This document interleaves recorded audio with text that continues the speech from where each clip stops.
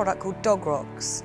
It's an 100% natural rock that we import from Australia, and you put the rock in the dog's water bowl and it will stop burn patches appearing on your lawn, shrubs, box hedge, etc, etc. 100% natural, no change to the pH balance of the dog's urine or the drinking water. It doesn't let anything into the water, doesn't change the smell or the taste.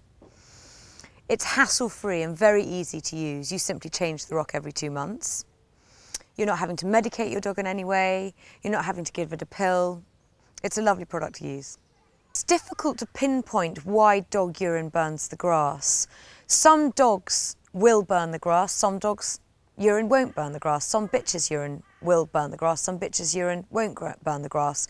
It's difficult to pinpoint exactly why. It has something to do with the urea and the ammonia and the nitrates, and all of this can be got through their diet and their drinking water.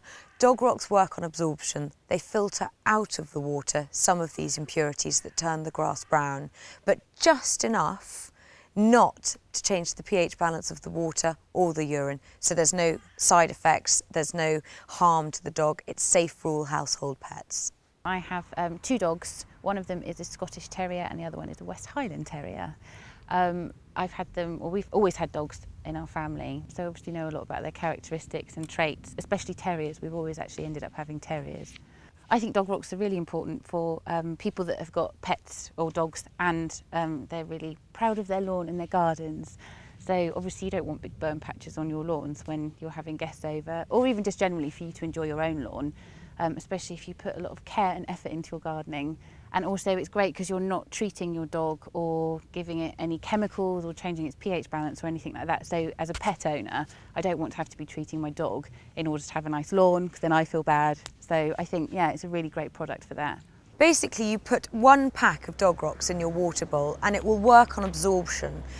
Imagine a sponge. It'll soak up enough of the problem, enough of the impurities that turn the grass brown, to stop the problem happening. It'll reach a saturation point at around 2 months where it can't absorb anymore. It does work for cats and it does work for rabbits if you can confine their water source and make sure that their water source has got dog rocks in it.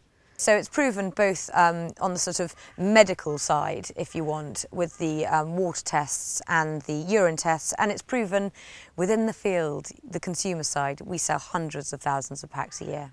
Dog rocks are amazing because they obviously protect your lawn. They are 100% natural for your dog and your animals, and it means that you've got a nice lawn that you can enjoy and also your dog can as well.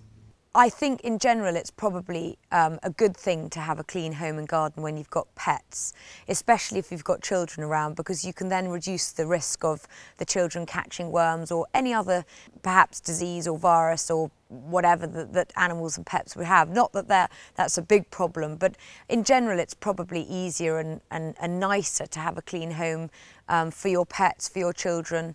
But you know, each to their own, and I certainly wouldn't be in the business of telling someone that their home has to be spick and span and immaculate. So each to their own, but in general I think it would be nicer to have a clean environment for your dogs and pets and children. Pet life balance, as long as you obviously get the right animal for you that's suited to your lifestyle. It's just generally about making sure that you pick the right animal, and then hopefully it will keep everything happy and your home happy, which obviously your pet is there to enhance your life, not be a hindrance. I think with dogs especially, that you get that kind of unconditional love with them, and you don't have that with many other animals. I think maybe horses and things like that, and I don't know, I love having them around. If you get your dog or cat or pet as a youngster within the first sort of 6, 8, 10 weeks of their life, I'd start from the very beginning, diligently trying to train them to do their dirty in a particular spot, to pee in a particular spot if it suits you and suits your environment. So try and get them when they're young and instill in them the values and rules that you want to see throughout their lives.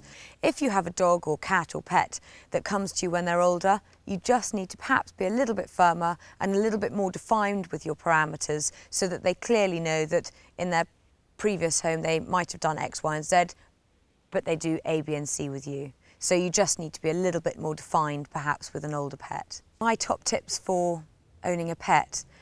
I would set them clear boundaries so that you give them the confidence to behave within your set boundaries, and that will suit you and the pet. Reward them when they've been good. Pets are very sensitive and they need to know that they're loved. Take them out as much as you can. You don't want them confined to your house. They need to be able to run around, whether it's in a park, by a river. Take them out on the lead for walks if you haven't got access to parks, rivers and outside areas. And most importantly, be fair and give them loads of love, because they deserve it more than we do.